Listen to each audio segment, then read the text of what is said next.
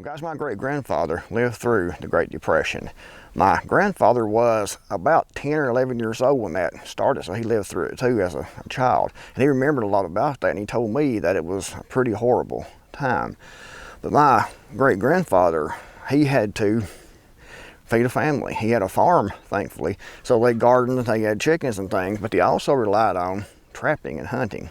And they would trap and hunt squirrel, deer, they would fish, there was a creek down below the family homestead that was probably about a mile down the road, and they would set fish traps in that to catch fish to eat. And it was, a really horrible time. But thankfully, my grandfather told me stories about what happened and how bad that was. But my dad, he was also raised up, knowing my great-grandfather, and he taught him how to make some different traps, like fish traps and box traps. I showed a box trap here about 2 weeks ago, actually, I built. And the one that he showed him how to build was the one I showed you how to build, because it was kind of, passed on down. My great-grandfather taught my dad. My grandfather taught my dad some things too. So I learned that, later on, so it kind of was passed on down the family line. But living in southeastern Kentucky during the Great Depression was horrible, because, they were already extremely poor. But then when the Great Depression happened, it was really, really bad. Thankfully, my great-grandfather would have been considered one of the wealthy ones at the time, because he actually had a farm. He had 80 acres, and had a house, had a barn, had chickens. He made moonshine during that time.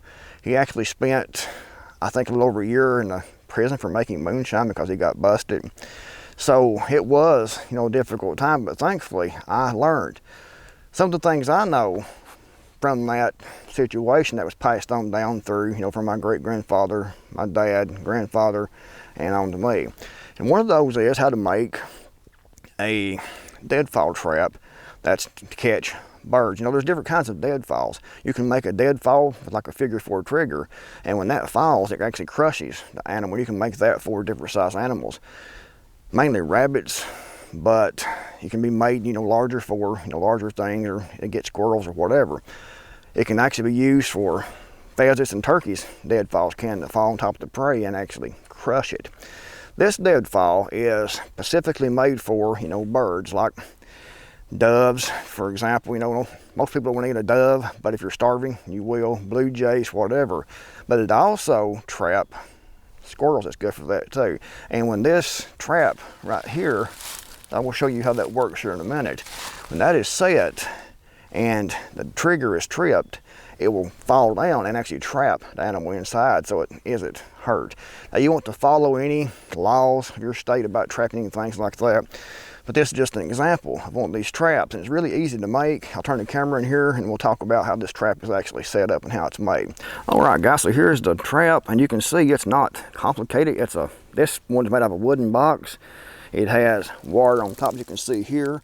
Put some leaves on top of that to kind of camouflage it and to make the animals not want to get on top and want to go under to get to the bait. It looks like that's a solid stick, but it's actually a pretty clever trigger system.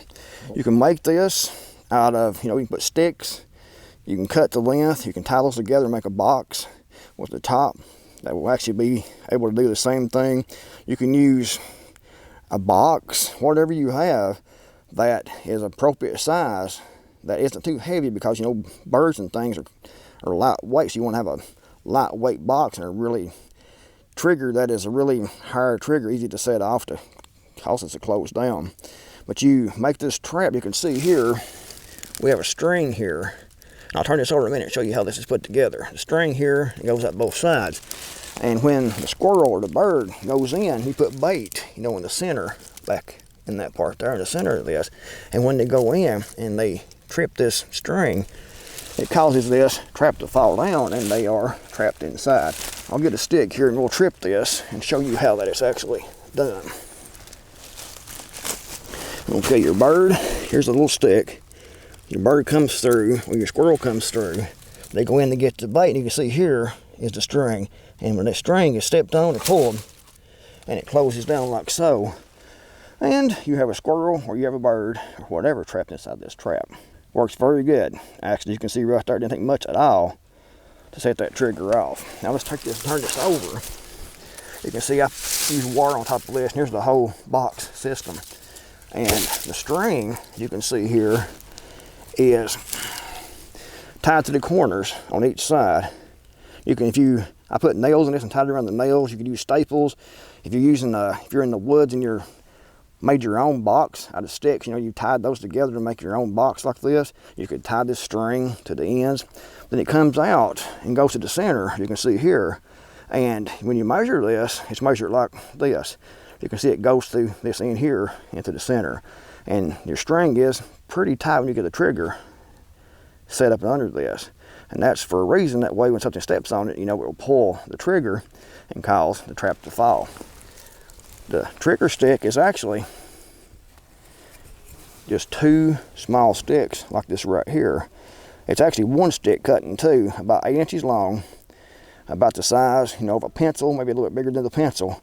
You can see here are the 2 halves. So the stick is about the size of a pencil, maybe a little bit bigger, okay? And you want a good straight stick. Obviously, you don't want something that's crooked.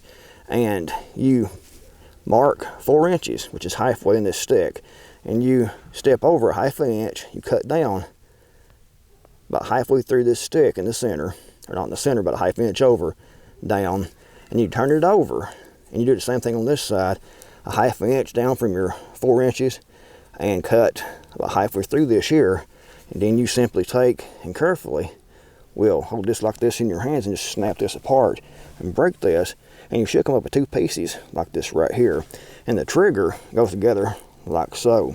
And you put this,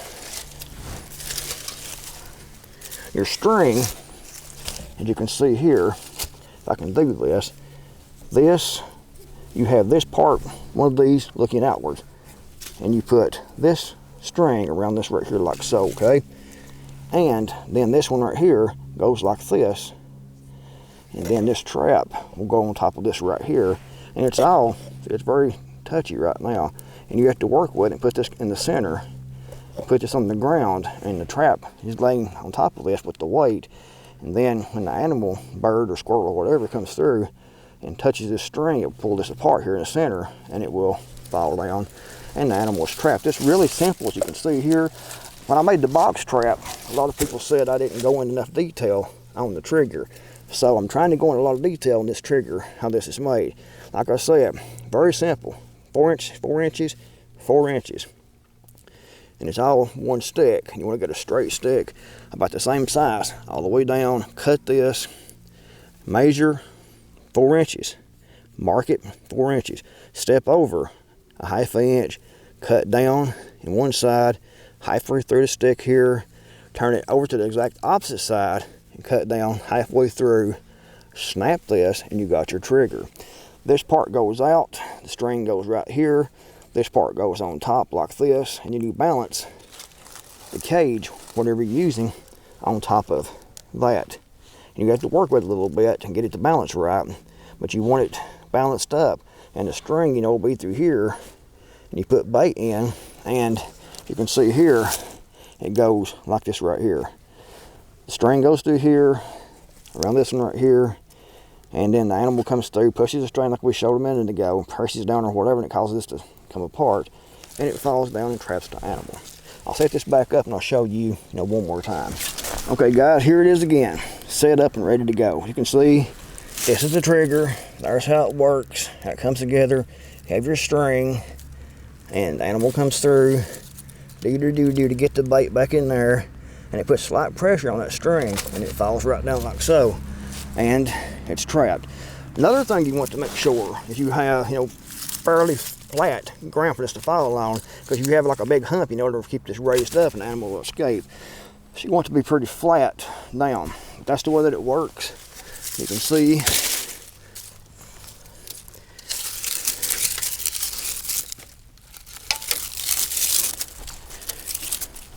your string here. It's on both corners. If you're using, like I said, a box in the woods, say you're in the wilderness lost, and you have to cut sticks to make this and make a box, out of sticks. You can do that and tie these ends in the corner, and then it comes in like this to a point, On this end up here, that's where your trigger goes. And you want it to be tight, like that right there when you measure this. You don't want to have any slack in this when you set the trigger under that, because if you do, it won't work right. You got to have that pretty taut, like so, in the middle. And it's really not that complicated, guys. Well, guys, that is a Depression era deadfall. You can trap small birds with this, you can trap squirrels with this, and it works really well. You don't have to have a box this fancy. I already had this here on the property, so I made this trap out of this because, you know, it's free and it was available. It's already put together. You can use anything, even a cardboard box can be used if you put like some weight on top of that. Something like this will work a little bit better because it has a little more weight to it. But anything that can be used to set up, put bait in under, and will fall down when an animal trips the string and trips the trigger, will work. It doesn't have to be fancy, and it can be pretty quick. Like I showed you, the trigger is really, really simple to put together. Not complicated at all. And something like this, when times get difficult, when times get hard, this could definitely be the difference between going to bed starving or going to bed with a belly full of a dove, a blue jay, a squirrel. And I know a lot of people will say, I don't want to eat those birds. I don't either. And I don't now. I'll eat a squirrel, but as far as, you know, a blue jay or a dove or something like that, I don't want to. But if you're starving and you're hungry, then you will.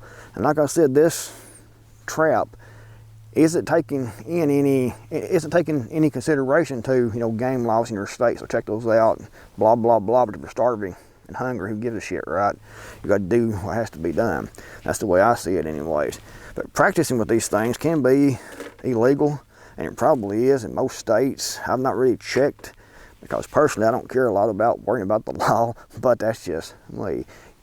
For you all, you do what you want to do for yourself. I'm just giving you a warning. This probably is illegal, you know, to use bait to catch birds in your state or anywhere else for that matter, most likely. But if you're starving, it happens. You have to feed yourself, you have to feed your family. And this can be a repeating trap. You know, you can use this over and over and over again. It isn't a one-time usage. You can use this over and over and over again. And if you catch something you don't want to eat, you can let it go. And for bait, you know, you can use, like if you're trying to bait squirrels, you can use acorns. Get those, shell those out. You know, break a few of those up to get the smell going so squirrels can find those, put those under the trap. If you have, you know, like cracked corn, chicken feed, you can use that. That's great. Some old bread that you have that's maybe molded, you can put that under the trap and use that. And it may take a couple of days for the animals to start coming in, especially if it's birds. Squirrels, pretty quick actually, if you've got a lot of squirrels in your area. And you can use this trap, you know, to catch those and to actually feed yourself. Hopefully this video helps. There's lots of videos online that talk about prepping, but it's mainly about food storage and things like that. And that's great. You need to have food storage. I've talked about that myself. But you also need to know how to trap, hunt, fish, garden. You need to know how to actually produce your own food from your property, from your land, from your soil, and from the woods around you, and the waters around you, and the air around you. Because at some point, these survival skills are going to be really, really needed and really, really appreciated. So if you liked the video, give the thumbs up. Thanks guys, I really appreciate you all being here and watching the video and commenting down below. If you haven't subscribed, be sure to do that, really appreciate it. Thanks for watching, I'll see you guys in the next video, hopefully.